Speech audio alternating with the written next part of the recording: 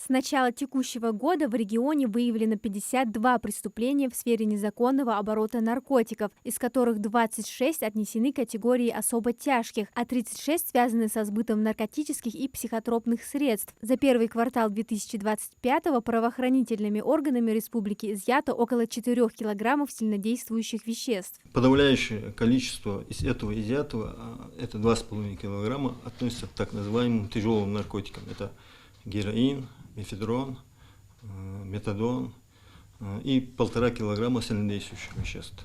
Если сравнить с аналогичным периодом прошлого года, то идет рост изъятых тяжелых наркотиков, так как в прошлом году было изъято всего 332 грамма тяжелых наркотиков.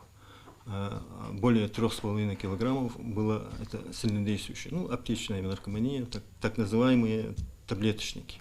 Из-за доступности и растет число зависимых от психотропных веществ. Они стали намного дешевле, да и способ их приобретения стал еще проще. Если раньше для этого нужно было иметь наличные и хотя бы минимальные знакомства в криминальной среде, то сегодня купить наркотические средства можно, расплатившись посредством электронных кошельков, либо через социальные сети. При таком подходе фактически установить сбытчика, который реально занимается сбытом, очень трудно. Тем не менее, получается, результаты налицо.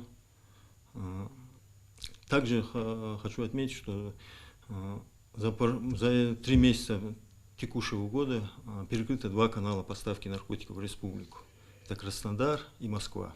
Наркобизнес подрывает политическую, культурную, социальную и экономическую сферы, создает опасность стабильность нации. Без признания проблемы нет и решения, говорит заместитель начальника управления по контролю оборота наркотиков МВД по республике Ингушетия. Наркоманы никогда не считают, что у них есть зависимость. Большой вклад в их лечение вносит именно семья. Профилактика начинается с нашего дома. Наши дети, сын, если родитель не знает, куда уходит его сын, чем занимается, откуда ему денежные средства. Хотелось бы, чтобы каждый родитель, брат, сестра интересовались своим родственником, замечали, проверяли его доходы. Это относится к молодежи. Министерством внутренних дел на постоянной основе проводятся профилактические акции. В текущем году во взаимодействии с заинтересованными министерствами и ведомствами запланированы различные антинаркотические мероприятия. С начала года уже проведены первые этапы таких мероприятий, профилактических мероприятий, таких как «Сообщи, где торгуют смертью».